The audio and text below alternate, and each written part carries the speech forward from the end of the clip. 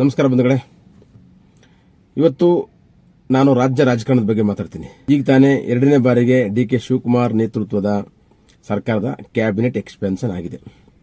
ಈ ಎಕ್ಸ್ಪೆನ್ಷನ್ನಲ್ಲಿ ಸಿದ್ದರಾಮಯ್ಯನವರು ಹೇಗೆ ತಮ್ಮ ಪ್ರಭಾವವನ್ನು ಬಳಸಿದ್ದಾರೆ ಅದರ ಬಗ್ಗೆ ಮಾತಾಡ್ತೀನಿ.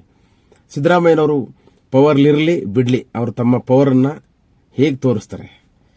ಸಿದ್ದರಾಮಯ್ಯನವ್ರನ್ನ ಅಹಿಂದ ನಾಯಕ ಅಂತ ಹೇಳಲಾಗುತ್ತೆ. ಆದರೆ ನಿಜವಾಗ್ಲೂ ಅಹಿಂದ ನಾಯಕರವರು ಅಥವಾ ಕೇವಲ ಜಾತಿವಾದಿ ನಾಯಕರ?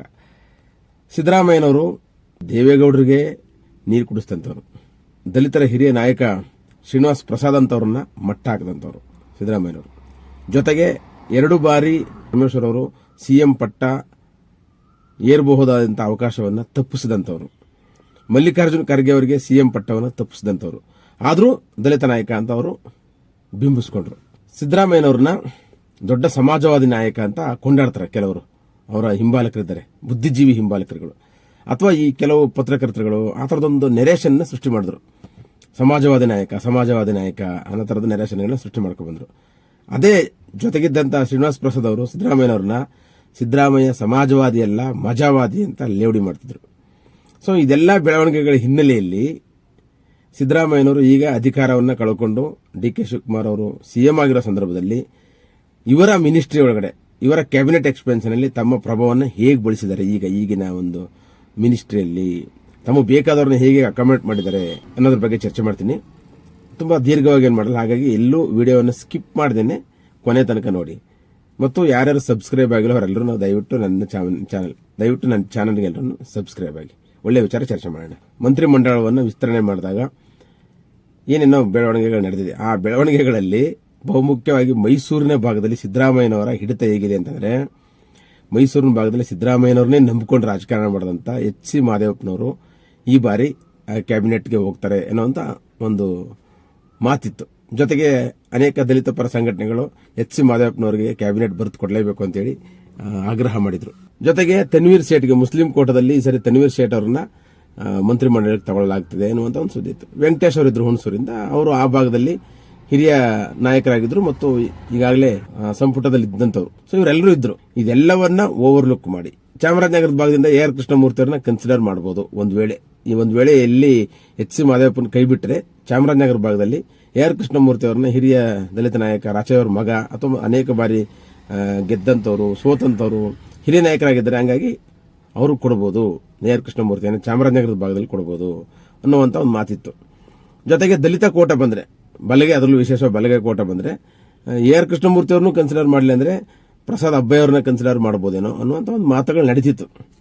ಆದರೆ ಮೈಸೂರಿನ ಭಾಗದಲ್ಲಿ ಯಾವ ಎಚ್.ಸಿ. ಮಹದೇವಪ್ಪ ತನ್ನ ಸ್ವತಂತ್ರ ರಾಜಕಾರಣವನ್ನೇ ಬಿಟ್ಟು ಸಿದ್ದರಾಮಯ್ಯನವರ ನೆರಳಾಗಿ, ಸಿದ್ದರಾಮಯ್ಯನವರ ಬೆಂಗಾವಲಾಗಿ, ಸಿದ್ದರಾಮಯ್ಯನವರ ಒಂದು ಕಟಾಕ್ಷದಲ್ಲೇ ರಾಜಕೀಯ ಮಾಡಿದಂಥ ಒಂದು ದುರಂತಕ್ಕೆ ಇವತ್ತು ಈಡಾದ್ರು. ಅವರು ತಮ್ಮ ಸ್ವಂತ ರಾಜಕೀಯ ಸ್ಟ್ರಾಟಜಿಗಳನ್ನ ಬಳಸಲಿಲ್ಲ ಅಥವಾ ತಮ್ಮ ಸ್ವಂತ ರಾಜಕೀಯ ಅಸ್ತಿತ್ವವನ್ನು ಉಳಿಸಿಕೊಳ್ಳದಿರತಕ್ಕಂಥ ಪರಿಣಾಮವಾಗಿ ಇವತ್ತು ಇದೇ ಸಿದ್ದರಾಮಯ್ಯನವರಿಂದಾಗಿ ಎಚ್.ಸಿ. ಮಹದೇವಪ್ಪನವರು ಕಡೆಗಣಿಸಲ್ಪಟ್ಟರು. ಖಂಡಿತವಾಗ್ಲೂ. ಯಾಕೆ ಅಂತಂದ್ರೆ, ತನ್ವೀರ್ ಸೇಠ್ ಆಗಲಿ ಅಥವಾ ಮಹದೇವಪ್ಪ ಆಗಲಿ ಈ ಸಾರಿ ಮಿನಿಸ್ಟರ್ ಆಗೋದ್ರೆ, ಅವ್ರ ಮಗ ಇದ್ದಾರೆ ಇಲ್ಲಿ ಯತೀಂದ್ರ ಮಿನಿಸ್ಟರ್ ಆಗಿದ್ದಾರೆ, ಅವರ ಒಂದು ಹಿಡಿತ ತಪ್ಪೋಗುತ್ತೆ. ಮೈಸೂರಿನ ಉಸ್ತುವಾರಿ ಯತೀಂದ್ರ ಸಿದ್ದರಾಮಯ್ಯನವರಿಂದ ಕಳ್ಚ್ಕೊಂಡ್ಬಿಡುತ್ತೆ. ಕಾರಣಕ್ಕೋಸ್ಕರ ಅಂದ್ರೆ ಇಲ್ಲಿನ ದಸರಾ ಇರ್ಬೋದು, ಇನ್ನೊಂದಿರ್ಬೋದು, ಎಲ್ಲವೂ ತನ್ನ ಮಗ ಯತೀಂದ್ರ ಸಿದ್ದರಾಮಯ್ಯನವರ ನೇತೃತ್ವದಲ್ಲಿ ನಡೀಬೇಕು, ತನ್ನ ಮಗ ಯತೀಂದ್ರ ಸಿದ್ದರಾಮಯ್ಯ ಇಲ್ಲಿನ ಉಸ್ತುವಾರಿ ಸಚಿವನಾಗಿ ಮುಂದುವರಿಬೇಕು ಅನ್ನೋ ಕಾರಣಕ್ಕೋಸ್ಕರ ಮಹದೇವಪ್ಪನೂ ಅವಾಯ್ಡ್ ಮಾಡಿದ್ರು, ತನ್ವೀರ್ ಶೇಟ್ನೂ ಅವಾಯ್ಡ್ ಮಾಡಿದ್ರು, ವೆಂಕಟೇಶ್ನೂ ಅವಾಯ್ಡ್ ಮಾಡಿದ್ರು. ಚಾಮರಾಜನಗರದಿಂದ ಪುಟ್ಟರಂಗ ಶೆಟ್ಟರ್ ಕೊಟ್ಬಿಟ್ರು. ಪುಟ್ಟರಂಗ ಶೆಟ್ಟರ್ ಕೊಡೋದ್ರ ಮುಖಾಂತರ ಅಖಿಲ ಕರ್ನಾಟಕ ಉಪ್ಪಾರರ ಎಲ್ಲರೂ ಸಮಾಧಾನ ಮಾಡಿಬಿಟ್ರು. ಪುಟ್ಟರಂಗ ಶೆಟ್ಟರ್ ಒಂಥರ ನಿರುಪದ್ರವಿ ವ್ಯಕ್ತಿ, ಹಿಂದೆ ಬಂದರೆ ಒದೆ ಬೇಡ, ಮುಂದೆ ಬಂದರೆ ಹಾಯ ಬೇಡ ಅನ್ನುವಂಥ ವ್ಯಕ್ತಿ. ಹಂಗಾಗಿ ಅವರ ತರ ನಿರುಪದ್ರವಿಗಳು ಸಂಪುಟದಲ್ಲಿದ್ದರೆ ಏನೂ ತೊಂದರೆ ಇಲ್ಲ ಅಂತ ಅವ್ರಿಗೊಂದು ಬರ್ತ್ ಕೊಟ್ಟರು. ಸೊ ಇದು ಸಿದ್ದರಾಮಯ್ಯನವರು ಆಡಿದಂಥ ನಾಟಕ ಇಲ್ಲಿ ಮೈಸೂರಿನ ಭಾಗದಲ್ಲಿ ತಮ್ಮ ಮಗನಿಗೋಸ್ಕರ. ಇದು ಸಮಾಜವಾದವಾ? ಮೊದಲನೇದಾಗಿ ವಂಶ ಪರಂಪರೆ ಅಧಿಕಾರ ಗಳಿಸದೆ ಸಮಾಜವಾದಕ್ಕೆ ವಿರೋಧ. ಆದರೆ ಅಧಿಕಾರದಲ್ಲಿದ್ದಾಗ ಸಿದ್ದರಾಮಯ್ಯನವರು ಅಷ್ಟು ವರ್ಷಗಳು ಸಿಎಂ ಆಗಿ ಅಧಿಕಾರದಲ್ಲಿದ್ದಾಗ ತಮ್ಮ ಸುತ್ತಲೂ ತಮ್ಮ ಜಾತಿಯವರೇ ಇರಂಗ್ ನೋಡ್ಕೊಂಡ್ರು, ತಮ್ಮ ಜಾತಿಯ ಅಧಿಕಾರಿಗಳೇ ಇರಂಗ್ ನೋಡ್ಕೊಂಡ್ರು. ಇದು ಎಲ್ಲರಿಗೂ ಗೊತ್ತಿರತಕ್ಕಂಥ ವಿಷಯ ಇದು.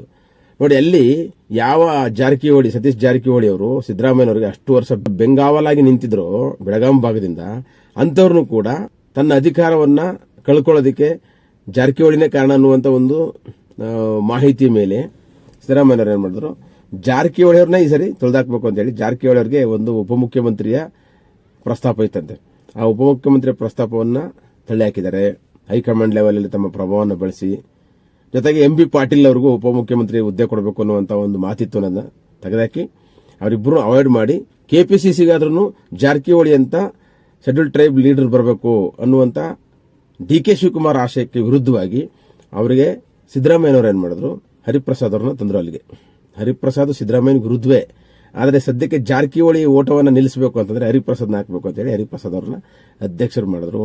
ಈಗ ಈ ಕ್ಯಾಬಿನೆಟ್ ಎಕ್ಸ್ಪಾನ್ಷನ್ ಅಲ್ಲಿ ಜಾರಕಿಹೊಳಿ ಅವರಿಗೆ ಒಂದು ಟಾಂಗ್ ಕೊಡೋದಕ್ಕೋಸ್ಕರ ಲಕ್ಷ್ಮಣ್ ಸವದಿಯನ್ನ ಬರ್ತಿಗೆ ಸೇರಿಸಿದ್ದಾರೆ, ಅಂದ್ರೆ ಮಂತ್ರಿಮಂಡಲಕ್ಕೆ ಸೇರಿಸಿದ್ದಾರೆ.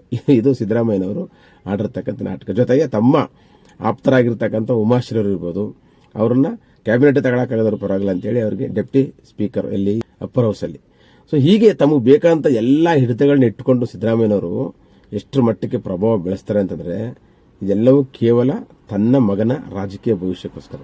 ಇದು ನಾವು ನಂಬಿದ್ದ ಅಹಿಂದ ನಾಯಕ ಸಿದ್ದರಾಮಯ್ಯ, ಸಮಾಜವಾದಿ ಸಿದ್ದರಾಮಯ್ಯ ಇವರ ನಿಜವಾದಂತ ಮುಖ ನಮ್ಗೆಲ್ಲರೂ ಗೊತ್ತಿತ್ತು. ಆದರೆ ಎಲ್ಲರೂ ಅವ್ರನ್ನ ನಂಬಿಕೊಂಡು ಹಾಡ್ಕೊಂಡು ಹೊಗಳ್ಕೊಂಡು ಅವ್ರ ಹಿಂದೆ ಇದ್ರು.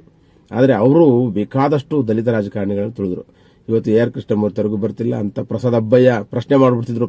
ಪ್ರಸಾದ್ ಅಬ್ಬಯ್ಯನವರು ಸಿದ್ದರಾಮಯ್ಯನವರ ನೆರಳಲ್ಲಿ ಬಂದಂತವರಲ್ಲ ಮಧ್ಯ ಕರ್ನಾಟಕದಲ್ಲಿ, ಅದರಲ್ಲೂ ಸಂಘ ಪರಿವಾರದ ಮುಂದೆ ಹಿಡಿತಾ ಇರತಕ್ಕಂತ ಧಾರವಾಡ ಕ್ಷೇತ್ರದಲ್ಲಿ ಅವರು ಗೆದ್ದು ಬರ್ತಾರೆ ಅಂತಂದ್ರೆ ಅವ್ರನ್ನ ಕನ್ಸಿಡರ್ ಮಾಡಬೇಕಾಯಿತು ಕಾಂಗ್ರೆಸ್ ಸರ್ಕಾರ. ಆದರೆ ಪ್ರಸಾದ್ ಅಬ್ಬಯ್ಯ ಅಂತ ಒಬ್ಬ ನಾಯಕನನ್ನ ಬಿಟ್ಟು ಮಂಡ್ಯ ಜಿಲ್ಲೆನಲ್ಲಿ ಇಬ್ಬರಿಗೆ ಕ್ಯಾಬಿನೆಟ್ ಕೊಡಲಾಗಿದೆ, ಒಂದು ನರೇಂದ್ರ ಸ್ವಾಮಿ ಅವರಿಗೆ ಮತ್ತೆ ಚಿಲುರಾಯ ಸ್ವಾಮಿ ಅವರಿಗೆ. ನೋಡಿ ಹೇಗಿದೆ ಇದೇ ರಾಜಕಾರಣ ಅಂತಂದ್ರೆ. ಇದು ಸಿದ್ದರಾಮಯ್ಯನವರ ಅಸಲಿ ರಾಜಕೀಯ ಮುಖ. ರಾಜಕಾರಣಕ್ಕೆ ಬಂದ್ರೆ ಅವರು ಯಾರನ್ನ ಹೆಂಗ್ ಬೇಕಾದ್ರೂ ರಾಜಕೀಯ ದಾಳಿಗಳ ಮುಖಾಂತರ ಉರುಳಿಸಬಲ್ಲರು, ನಿಲ್ಲಿಸಬಲ್ಲರು. ಆದ್ರೆ ಇಲ್ಲಿ ದುರಂತ ಏನಂದ್ರೆ ದಲಿತ ರಾಜಕಾರಣದ ದುರಂತ ಎಲ್ಲರೂ ಸಿದ್ದರಾಮಯ್ಯನವರನ್ನ ಹಾಡಿ ಹೊಗಳ್ಕೊಂಡೋದ್ರು. ಕೇವಲ ದಲಿತ ರಾಜಕಾರಣಿಗಳು ಮಾತ್ರ ಅಲ್ಲ ನಾನು ಹೇಳೋದು, ದಲಿತ ನಾಯಕರುಗಳು, ದಲಿತ ಸಂಘಟನೆಗಳು, ಅನೇಕ ದಲಿತ ಸಂಘಟನೆಗಳು ನಾನು ಹೇಳೋದು, ಅಥವಾ ದಲಿತ ಅಧಿಕಾರಿಗಳು ಅನೇಕರು ಸಿದ್ದರಾಮಯ್ಯನವರನ್ನ ತಮ್ಮ ಪಾಲಿನ ಒಂದು ರಾಜಕೀಯ ನಾಯಕ ಮತ್ತು ನಮಗೆಲ್ಲರಿಗೂ ನ್ಯಾಯ ಕೊಡುವಂತ ಸಮಾಜವಾದಿ ನಾಯಕ ಅಂತ ಹೋದ್ರು. ಆದರೆ ಅವರು ಶ್ರೀನಿವಾಸ್ ಪ್ರಸಾದ್ ಅವರ ಕತೆ ಮುಗಿಸಿದಾಗಲೇ ಅರ್ಥ ಮಾಡ್ಕೋಬೇಕಾಗಿತ್ತು. ಅದರಲ್ಲೂ ವಿಶೇಷವಾಗಿ ಮಹಾದೇವಪ್ಪ ಅರ್ಥ ಮಾಡ್ಕೋಬೇಕಾಗಿತ್ತು. ಮಹಾದೇವಪ್ಪನವರು ಕೇವಲ ಸಿದ್ದರಾಮಯ್ಯನವರ ನೆರಳಿನಲ್ಲಿ ತಮ್ಮ ರಾಜಕೀಯ ಭವಿಷ್ಯವನ್ನು ಕಂಡುಕೊಂಡು ಪ್ರಯುಕ್ತವಾಗಿ ಇವತ್ತು ಸಿದ್ದರಾಮಯ್ಯನವರು ಇಲ್ಲದೇ ಇದ್ದಾಗ ಅವರ ಆಬ್ಸೆನ್ಸ್ ಅಲ್ಲಿ ಇವರು ಕೂಡ ತಮ್ಮ ಪ್ರಭಾವವನ್ನು ಕಳ್ಕೊಂಡಿದ್ದಾರೆ. ತಮ್ಮ ಸ್ವಂತ ಶಕ್ತಿಯಿಂದ ತಮ್ಮ ಸ್ವಂತ ಅಸ್ತಿತ್ವಗಳನ್ನು ರೂಪಿಸಿಕೊಳ್ಳೋರ ಮುಖಾಂತರ ತಮ್ಮ ಸ್ವಂತದ್ದೇ ಆದಂತ ಒಂದು ಹಿಡಿತವನ್ನು ಸಾಧಿಸಲಿಲ್ಲ ಅಂತಂದ್ರೆ ದಲಿತ ರಾಜಕಾರಣಿಗಳು ಎಷ್ಟರ ಮಟ್ಟಿಗೆ ಮೂಲೆ ಗುಂಪಾಗಿ ಹೋಗ್ತಾರೆ ಅನ್ನೋದಕ್ಕೆ ಪರಮೇಶ್ವರ್ ಅವರು, ಮಲ್ಲಿಕಾರ್ಜುನ್ ಖರ್ಗೆ ಅವರು, AR ಕೃಷ್ಣಮೂರ್ತಿ, ಈಗ ಪ್ರಸಾದ್ ಅಬ್ಬಯ್ಯ ಅವರೆಲ್ಲರೂ ನಮ್ಮ ಮುಂದೆ ಕಣ್ಮುಂದೆ ಇದ್ದಾರೆ. ಇದು ದಲಿತ ರಾಜಕಾರಣ ಕಾಂಗ್ರೆಸ್ ಸರ್ಕಾರದಲ್ಲಿ. ಬಿಜೆಪಿ ಸರ್ಕಾರದಲ್ಲಿ ಇದಕ್ಕಿಂತ ಭಿನ್ನವಾಗಿಲ್ಲ. ಅಲ್ಲಿ ಇನ್ನ ದಲಿತರಂತೂ ಬಾಯಿ ಕಟ್ಟಿದ ನಾಯಿಗಳ ತರನೇ ಇರ್ತಾರೆ ದಲಿತ ನಾಯಕರುಗಳಲ್ಲಿ. ಅಂಬೇಡ್ಕರ್ ಅವರು ಹೇಳುವಂತ ಬಾಯಿ ಕಟ್ಟಿದ ನಾಯಿಗಳು, ಮೂಗುದಾರ ಹಾಕದ ಎತ್ತುಗಳ ತರ ಅಲ್ಲಿ ಬಿಜೆಪಿನಲ್ಲಿ. JDSನಲ್ಲಂತೂ ಆ ಪಾಳೆಗಾರಿಕೆ ಸಂಸ್ಕೃತಿಯಲ್ಲಿ ಇವರು ಯಾರನ್ನು ಸರ್ವೈವಕ್ಕೆ ಸಾಧ್ಯ ಆಗಲ್ಲ. ಹೀಗಿರುವಾಗ ಯಾಕೆ ಒಂದು ಪರ್ಯಾಯ ರಾಜಕೀಯ ಆಲೋಚನೆಯನ್ನ ಈ ರಾಜಕಾರಣಿಗಳು, ನಮ್ಮ ದಲಿತ ರಾಜಕಾರಣಿಗಳು ಮಾಡಲ್ಲ? ನಮ್ಮ ದಲಿತ ರಾಜಕಾರಣಿಗಳಿಗೆ ಯೋಚನೆ ಮಾಡಬೇಕು. ಈಗ ಮಾಡಿ, ಈಗ ಯೋಚನೆ ನಾವೆಲ್ಲರೂ ಯೋಚನೆ ಮಾಡಬೇಕಾಗಿದೆ. ಈಗ ಪರ್ಯಾಯ ಏನು ಅಂತ, ಪರ್ಯಾಯ ಇದೆ ಹುಡ್ಕೊಂಡು